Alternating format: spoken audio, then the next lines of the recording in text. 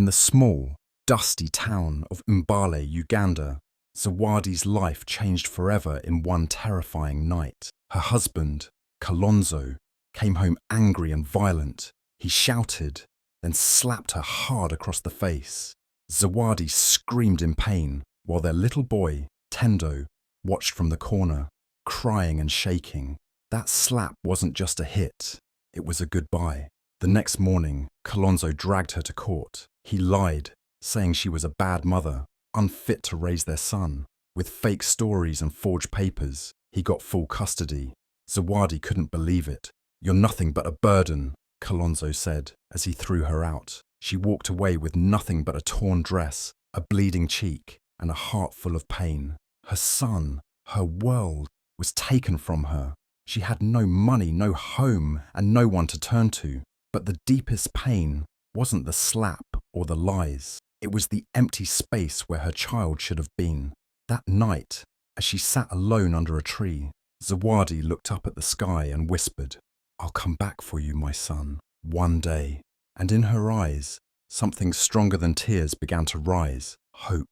Zawadi arrived in Gikambura, Kenya, with nothing but the pain in her heart and the clothes on her back. After losing her son, her home, and her dignity in Mbale, she crossed borders in search of peace and a new beginning. But life in Gikambura was harsh. She found herself in the slums, surrounded by mud houses, sewage-filled ditches, and the smell of struggle. Each day she walked from house to house, asking if she could wash clothes or sweep floors for just a few coins. Some turned her away, others paid her with leftover food. She never complained. Her hands were always raw from soap and cold water, but she kept working. At night, in the corner of the tiny shack she rented, she would take out a small pair of socks, Tendo's old baby socks. They were torn and faded, but she held them to her chest, whispering his name over and over, praying to see him again. She never let herself forget. She never let her hope die. One rainy afternoon, while carrying wet laundry on her head, she slipped and fell in the mud.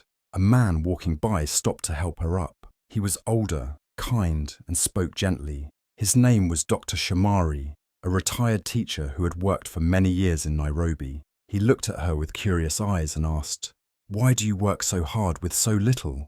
Zawadi just smiled and said, "Because I'm not done yet." That one sentence made him pause. He saw something in her eyes, something fierce, something unbreakable. He asked her to meet him the next day at the local community centre. She hesitated, but curiosity led her there. At the centre, Dr. Shamari introduced her to a small adult literacy class. At first, Zawadi was shy. She hadn't held a pen in years, and her hands trembled as she wrote her name. But day by day, she started learning, reading, writing, basic math. Slowly, her mind opened up like a flower in the sun. She stayed after class to ask questions, always hungry to learn more. Dr. Shomari smiled every time he saw her walk in with that fire in her eyes. "You're meant for more," he told her one evening. "There's a business program starting next month. I think you should try." She joined the program not knowing what to expect. The other women laughed when she said she wanted to start a textile business. "With what money?" they mocked. But Zawadi didn't care. She had nothing to lose and everything to prove.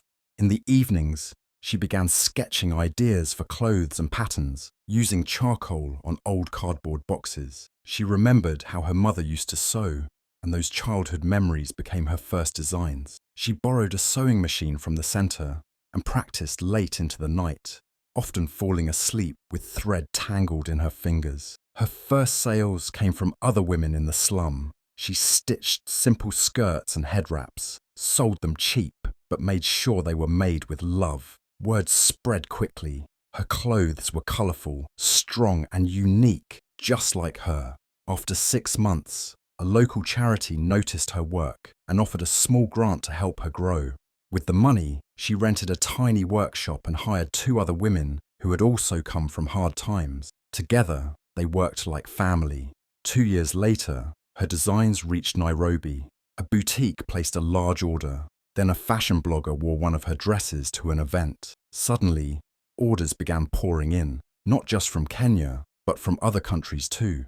Zawadi couldn't believe it. The woman who once washed clothes to survive was now sewing clothes to inspire. She named her brand Tendo Textiles after her son because everything she did was for him. By the 5th year, her business had grown beyond her wildest dreams. She had over 100 employees, most of them women from backgrounds just like hers. She opened a factory, a showroom, and even a scholarship fund for girls in slums. Reporters came to interview her. She appeared in magazines. She spoke at conferences. But at home, she was still the same Zawadi, humble, soft-spoken, and always holding on to those tiny baby socks like they were gold. People asked her how she did it. She would smile and say, "From mud to marble, I had no money, no help, no hope, except the kind that lives in your heart and refuses to die."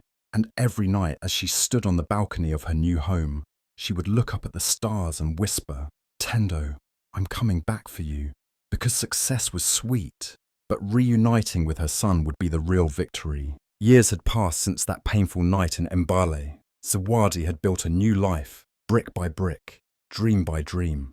Her business, Tendo Textiles, had grown across borders. She had opened factories, funded schools, and helped hundreds of women rise from nothing, just like she had. People now called her Madam Zawadi Tembo, a name spoken with respect and admiration.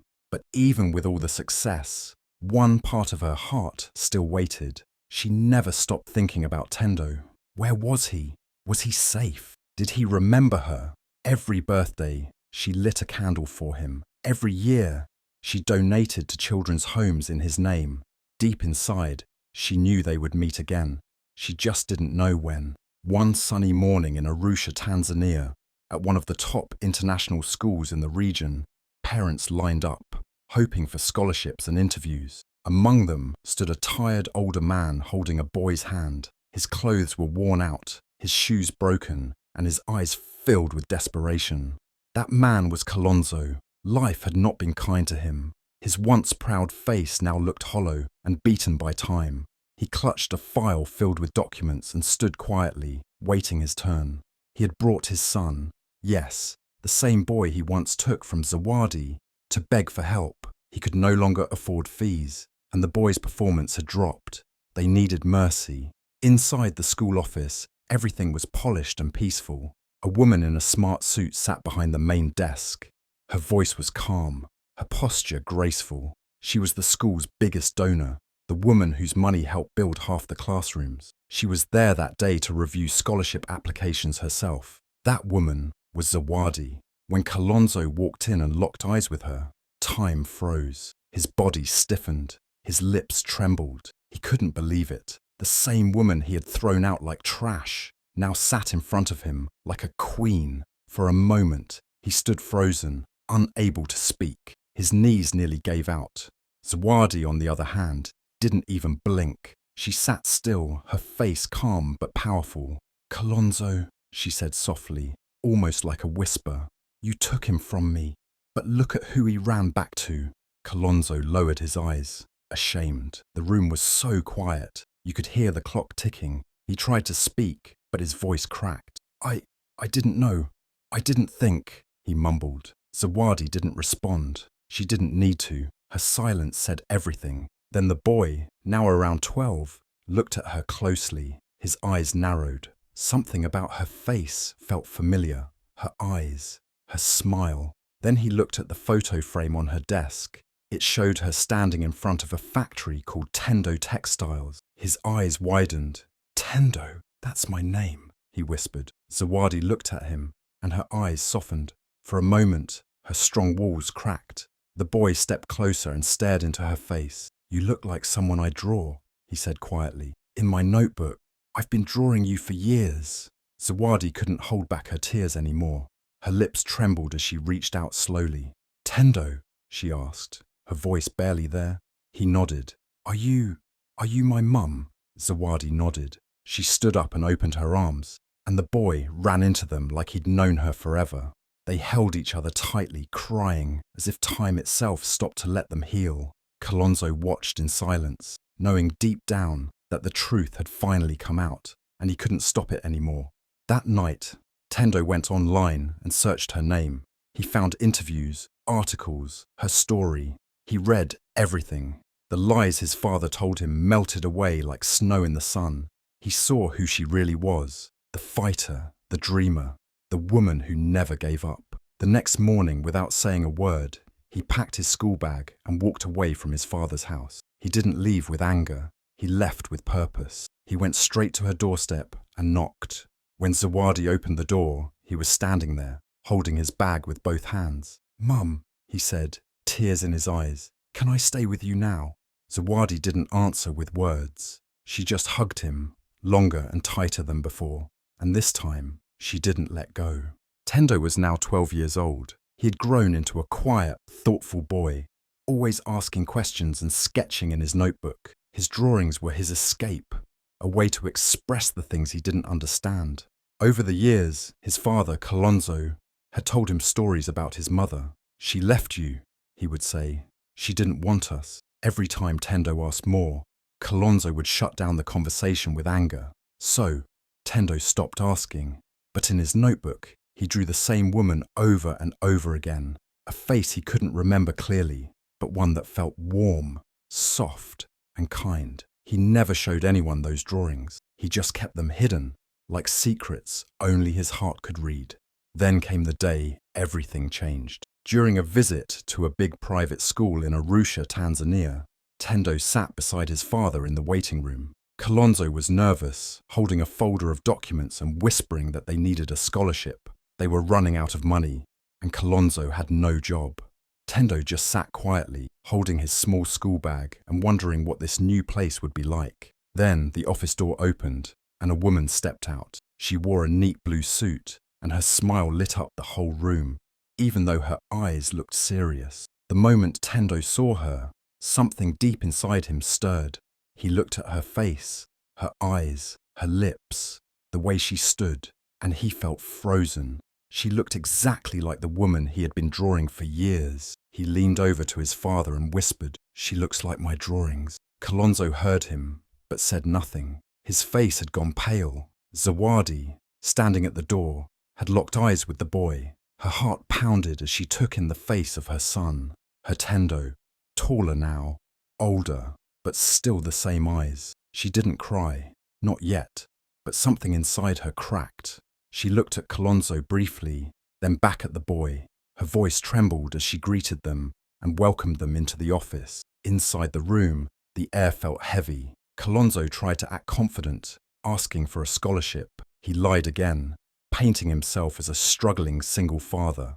But Zawadi didn't respond to him. Her eyes never left Tendo. When Kalonzo stepped outside to take a phone call, the room went silent. Tendo turned to her and softly said, "Are you from the newspaper?" Zawadi blinked, surprised. "What do you mean?" "I think I saw your name once," he said. "I looked it up after I saw the name Tendo Textiles on the building. That's my name." Zawadi couldn't hold it in anymore. Her eyes filled with tears. "Yes," she whispered. "I named everything after you." Tendo looked down, then back up. "Did you leave me?" Zawadi shook her head slowly, painfully. "No, I never wanted to leave you. I was taken from you." That night, after they left the school, Tendo couldn't sleep. He lay in bed, staring at the ceiling, thinking about that woman, her eyes, her voice, the way she looked at him, like she already knew him. Something inside him said, "That's her. That's my mum." He opened an old laptop, typed her name, Zawadi Tembo, into the search bar and hit enter. What he found shocked him. There were interviews, videos, and articles telling her story. He read everything. Her journey from pain to power, how she had been thrown out, how she lost him, how she built a whole empire while searching for him. The truth unfolded right in front of him like pages in a book. Tears rolled down his cheeks as he scrolled through photos. There was one of her holding a small pair of baby socks. His socks, the same ones he used to wear. He touched the screen gently. In that moment, all the lies fell apart. The truth sat in his chest like a warm light. He wasn't abandoned. He was stolen. He stood up, walked to his small cupboard, and pulled out his backpack. Quietly, he packed a few clothes, a notebook, and a picture of himself as a baby. Then he walked through the house one last time, Kalonzo was asleep on the couch, snoring. Tendo didn't wake him. He opened the door and stepped into the night. The roads were quiet, the stars above shining like a path just for him. He took a Boda Boda taxi to the address he had found online. When he arrived at the large gate, he stood there for a moment, afraid. Then he rang the bell. Zawadi answered, still in her evening robe, surprised to see someone at the door. When she opened it and saw Tendo standing there, holding his bag, she dropped everything in her hands. "Mum," he whispered, his voice shaking. "Can I stay with you?" She didn't speak. She couldn't. She just pulled him into her arms, holding him like she was afraid to let go. And this time, she never would. The day had finally come. The courtroom was packed. Everyone could feel the tension in the air. Zawadi stood straight, dressed in a simple, elegant outfit. Her eyes were calm, but her heart beat fast. On her left sat Tendo, no longer a scared boy, but a confident 12-year-old who had seen the truth with his own eyes. On the other side of the courtroom was Kalonzo, trying to look composed, but everyone could see the worry on his face. He had filed to stop Zawadi from taking back full custody of Tendo.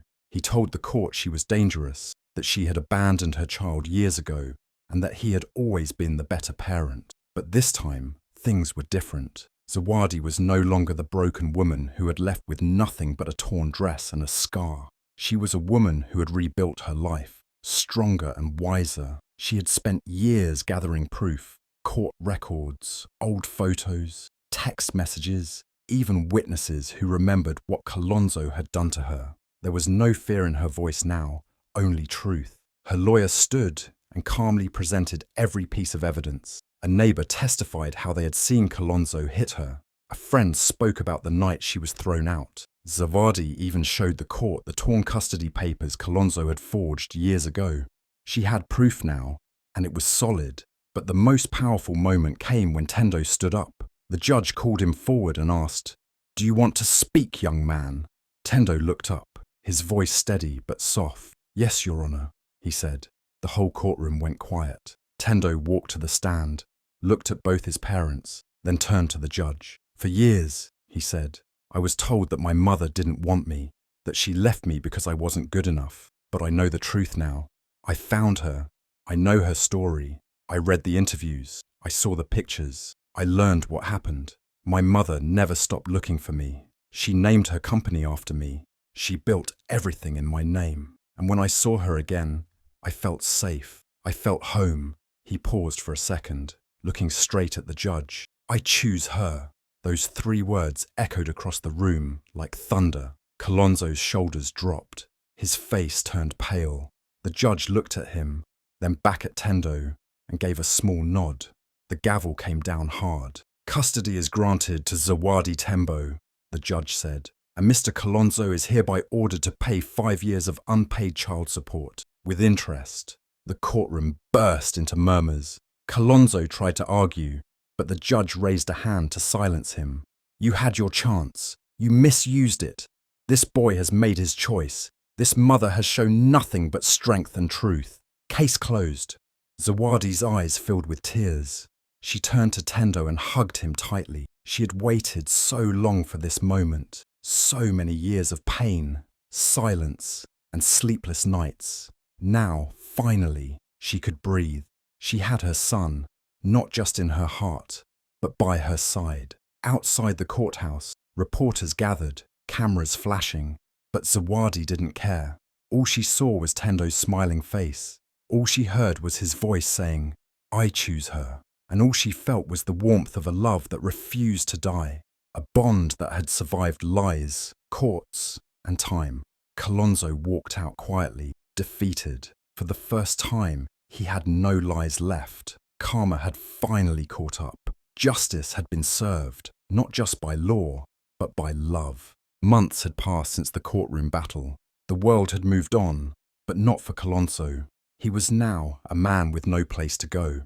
People in Naivasha whispered as they walked past him, curled up on a wooden bench by the lake, wrapped in an old jacket. His eyes were tired, his body weak, and the pride he once carried was gone. He had no job, no friends, and no home. The lies that once gave him power had finally crumbled, leaving him with nothing but silence and regret. Meanwhile, Zawadi's life was blooming brighter than ever. She had turned her pain into purpose. With the support of her growing business, she opened a beautiful learning center for abused women, a safe place where broken hearts could heal and broken dreams could rise again. On the day of the grand opening, the air was filled with joy, music, and laughter. Women who had once been afraid now stood tall, their children playing nearby. At the center of it all was Zawadi, dressed in white, her son Tendo holding her hand proudly. A journalist stepped forward and asked softly, "What do you call this chapter of your life?" Zawadi looked around, smiled warmly, and said, "Karma." It arrived right on time.